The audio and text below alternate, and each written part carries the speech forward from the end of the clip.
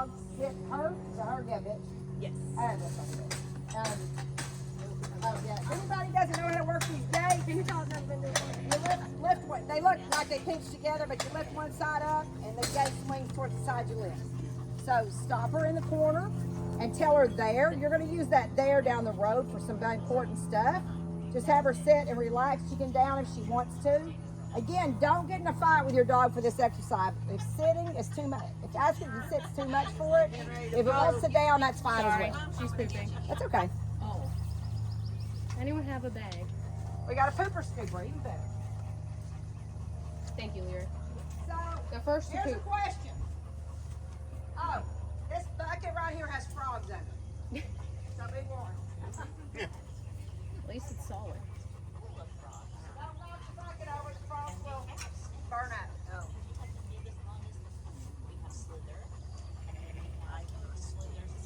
I told you to potty. So here's a question for you guys. If the dog poops in the herding ring, is it eliminated? That's at the end of its run? No. No, it is not. No, it is not. Here's the problem. If your dog starts to poop and it doesn't have the sheep pinned somewhere, they're going to take advantage and run Want me to away. bring it out? Yeah, you can hand it to me. Thank you. Next corner. Yeah, so you want to go to the corner, stop, and just be relaxed, be comfortable, be confident, walk with purpose. Falling over. There you go. What's, Stop in the corner, This have her is too sit, heavy. tell her there. not too heavy, lots of chair, but otherwise, yes.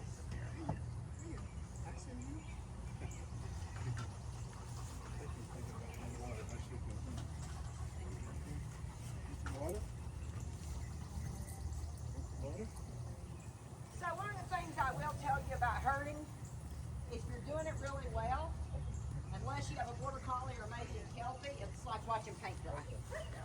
When it's done well, it's not interesting. It's only interesting when it's a wreck. But I will also tell you that there are some judges that want to see what I do with myself. Let's stick it on these. No, I think it's back there. Oh, is it? I don't know what it looks like. Oh, and make the chair fall over. I will tell you there are some judges, I'm not going to tell you to do this anytime soon, but there are some judges that if you don't have at least one wreck, they will think your dog is not working well, cause a wreck and fix it and you'll score higher. I had a dog that before my dog took off like a rocket, she called my run before she ever got to the sheep. Yeah, that's what we're trying to avoid right here. I mean, It's what we're trying to avoid right here. And people don't realize how expensive this is. You drive friggin' 2 hours or 4 hours, and your dog won't stop when you tell it to. You're gonna be glad you did this. That's a shitty thing. I really, well, I Good for you, as you should. I had a big pierce. She had touched them, but she never got to Didn't them. cut close to him. She just was too. Good job. Was she sit or no? It depends. Don't fight with her over it. It's not worth a fight. It's more important that she realizes stop and make sure you're telling her there. There, good there, there. Just repeat the word.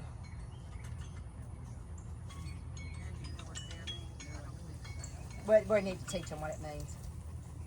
And I'll explain to everybody why we're using it. I told everybody, I said, I gotta tell you a little while what we're doing back there.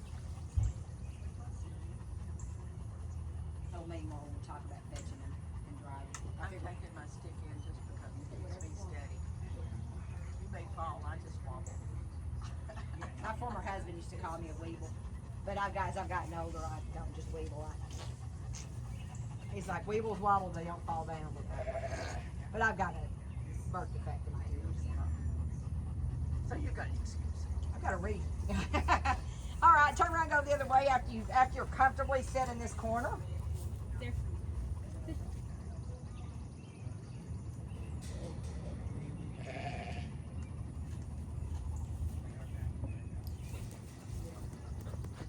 Oh, that was exciting. Oh, she's trying to bite you. What's she trying to do? Uh-huh. Gotcha. So she's having a problem that a lot of people have. This is a task-oriented activity. It is not a relationship-oriented activity. It is not like obedience. I said this earlier. I'll say it again. It's not like obedience and agility where the dog is dependent on you. Yes, they need to listen to you because you read the rule book, you wrote the check, you drove the car, but they actually have to do the work without your help, your interference. Oh, that's nice. Now look how they stop. She's the first one to get them to stop off the fence. So you can tell she's starting to learn to take her power down a little bit so the sheep don't run as far. Her goal is to be able to walk up and sniff them without them running away. We waste from that. See what I'm saying? So you can see with her, she's starting to demonstrate something that's really nice. The sheep aren't going quite as far from her as we're going for the other dogs. She's starting to learn how to turn her power off. We need her to turn her power off enough where she can walk up and sniff them and they won't run from her. Now, so what you want that power to do is you want it to be like where they can go from tons of power, they push them from over there, or they can turn it off. They need to be able to regulate that back and forth. And she's starting to figure it out. And sometimes they just run somewhere because it's someplace they want to be. Doesn't have anything to do. But see how they're separating out with her more? They feel a lot safer with her. They're not keeping us bunched up. They separate it out a lot more. Take her around one more time and then stop. And don't feel rushed. When I tell you to do something, that doesn't mean right now. Do it when you think it's appropriate. You're responsible for your dog, not me. I mean, you know when your dog's ready to go and it's not. But unless I tell you specifically, go now. Just do when you think it's ready. Mm-hmm.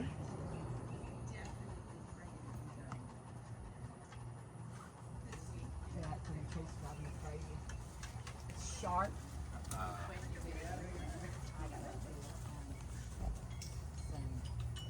I've got to go back to the doctor's just set a day. But the root just died. And the whole tooth was hollow. It's like a cylinder. And it didn't bleed. It didn't hurt. Was it brown? No, not really. Not any more yellow than old teeth are. The only thing I heard a little bit is where it got a little bit, it got porous, and the gum tried to grow into it a little bit, but that was it. That didn't even hurt. And it didn't bleed at all when it came out. It was, me just taking it was never loose though. It was never loose, never hurt. Matter of fact, when the dentist took the x-rays, he's like, what the heck? He's like, I've never seen anything like this in my life. I said, well, the tooth feels hollow. He's like, well, it is. I said, it feels hollow. Had a real hollow, strange sensation to it, even though it didn't hurt. But anyway, all right, have her sit there and relax, and then you tell her that'll do. Bring her out. Have her sit there for a second and relax. Okay, let her have the sheep side. There you go. There you go. Okay, I think you can bring her out. Tell her that'll do. That'll do.